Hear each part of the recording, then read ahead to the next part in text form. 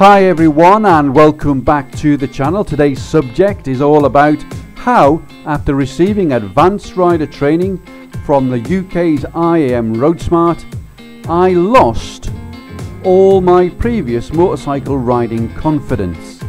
May suggest, to understand, you stay tuned throughout the whole of this video to the end and it will make sense. But if you're new to my channel, then welcome, and please take a look at my other videos as they're often interlinked and generally focused around motorcycle rider skills. So let's get to it.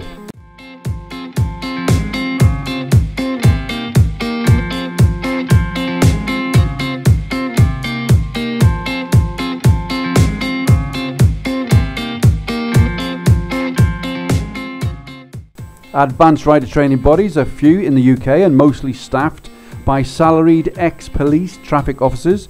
To name two companies would be IAM RoadSmart and ROSPA. Some of their examiners are still serving police officers. So why do these private companies hire ex-police riders? These now civilians once passed while serving the police Class 1 riders course. The purpose of this course is primarily so that they don't write off expensive pieces of kit, and with additional blue light training allows them to break the road traffic laws whilst in pursuit. None of those skills are indeed covered in any advanced rider training courses. So what is advanced rider training as far as these companies are concerned? As quoted to myself by the head of IAM RoadSmart Rider Training, Richard Gladman, he said they call it advanced because it's higher than license acquisition. So I challenged him on where is it higher than license acquisition, and he didn't really reply. IAM RoadSmart developed what they call the System of Motorcycle Control, which is basically two acronyms, OAP and IPSCA. That's it. That is all that IAM RoadSmart is, two acronyms. And other than those two acronyms, anything else suggested by IAM RoadSmart can simply be found in the Highway Code and on government websites in regards to road traffic law. So why do people sign up with such groups as IAM RoadSmart at a cost today of 225 of your Great British pounds? I now really don't know. That is, as they say, another story about each individual rider. What I can say is that I signed up to investigate what the standards were today. Stay tuned throughout to the end, it makes sense. I began riding in the very early 1980s, but unlike some who also started around that time, motorcycle remained with me throughout the following 4 decades to today. Over that time, I've always challenged myself to improve my riding skills in all of the usual ways.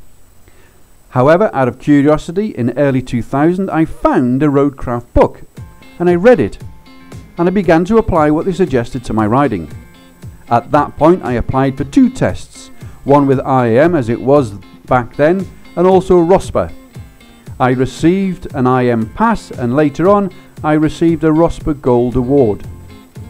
Life continued, as did my riding, but I trusted to my own riding style of street riding more than that of which was advised by the publication.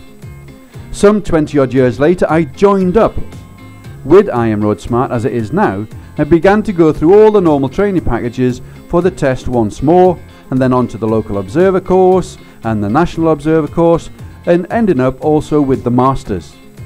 It was hoped that there would be some amazing secret to be found and I would finally become the ultimate street rider. How wrong was I? The more I applied OAP and IPSCA throughout all of the training courses, the worse my natural street riding skills became. It was then I realised that IPSCA was out of date, lacking in substance and real meaning to real street riding, and definitely does not encompass modern day motorcycles and technology.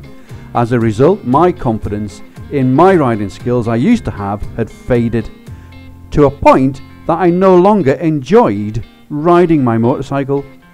At the end of my master's course, I was utterly disappointed and disillusioned as to what the IAM was actually all about or indeed achieving. And the words of my examiner Lee Fisher kept ringing in my ears. I could not allow myself to believe that there are riders out there who simply cannot work out safe riding for themselves and have to be led by the hand through the current publication of I Am Road Smart.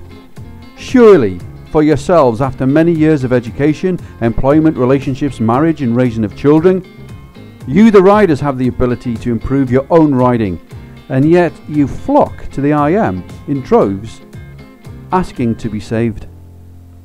I have come to realise that there is very little value in being part of I Am Road Smart, and to quote my last examiner, an ex-Class 1 police rider, Lee Fisher, the I Am, he stated, are just a profit-making organisation, unquote.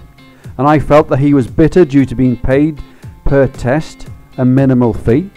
This sentiment has been echoed throughout other examiners. And my local I Am group, that was Tayside Advanced Motorcyclists in Scotland, of which I never witnessed anything advanced from any of their local observers or national. Their own club secretary himself, Scott Galloway, stated, after passing your advanced test, there is no reason to retain your I Am membership. I was aware that the I Am only retained 50% of all first-time members, not a very loyalist following, or maybe these riders, after the experience similar to myself, had worked out its true value. So what is the I Am all about? Lee Fisher said it's just profit.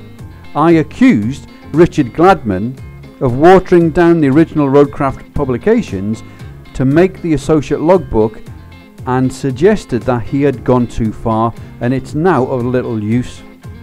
I offered him a 6,000 word analysis of his book and suggested improvements. He then set his plan of destruction against me and interfered with my master's test. It's fair to say that I'm no longer part of I Am Road Smart, and I do not agree with any of their current training standards.